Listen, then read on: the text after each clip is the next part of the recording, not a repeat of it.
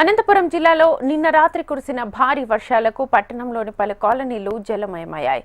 ఇళ్లలోకి వరద నీరు చేరడంతో డిజాస్టర్ రెస్పాన్స్ ఫోర్స్ సిబ్బంది సహాయక చర్యల్ని చేపట్టారు. రాత్రి నుంచి ఇళ్లలో నీరు నిలవడంతో ప్రజలు తీవ్ర అవస్థలు పడుతున్నారు. ప్రజలను సిబ్బంది రక్షించి సురక్షిత ప్రాంతాలకు తరలిస్తున్నారు. దీంతో పాటు రాప్తాడు మండలం కందకూరులో ఇళ్లలోకి వరద నీరు చేరడంతో ప్రజలు రాత్రి నుంచి జాగరణ చేయాల్సి వచ్చింది. నగర సమీపంలోని లేపాక్షి శిల్పారామం టౌన్షిప్ లోకి వరద నీరు చేరడంతో డీఆర్ఎఫ్ సిబ్బంది వారిని ఇళ్ల నుంచి బయటకు తీసుకొచ్చారు. భారీ వర్షాలకు పలు కాలనీలు రోడ్లు కాల్వలను తలపించాయి. ఇదే అంశానికి సంబంధించి ఫుల్ డీటెయిల్స్ మా ప్రతినిధి ప్రవీణ్ అడిగి తెలుసుకుందాం. ప్రవీణ్,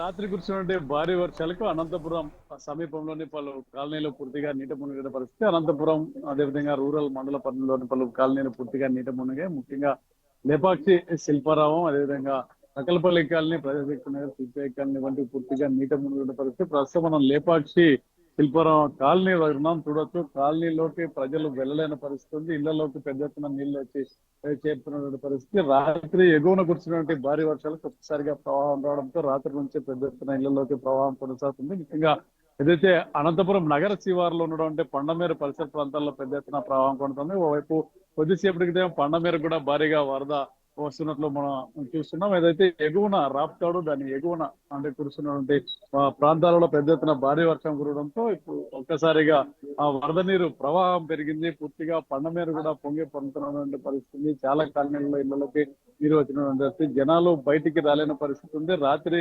కందుకూరులోని సిపిఐ కాలనీ, అదేవిధంగా కందుకూరు పరిసరాలు కొన్ని ప్రాంతాల్లో అయితే ప్రజలను అగ్నిమాపక శాఖ సిబ్బంది బోట్ల ద్వారా బయటికి తీసుకురావడం జరిగింది. ప్రస్తుతం మనం చూస్తున్నాము విజువల్ కూడా అయితే వాహనాలు అయితే తప్ప టూ వీలర్స్ కూడా వెళ్ళలేని పరిస్థితి. అటు కష్ట మీద జనాలు బయటికి వస్తున్నటువంటి పరిస్థితిని మనం చూస్తున్నాము.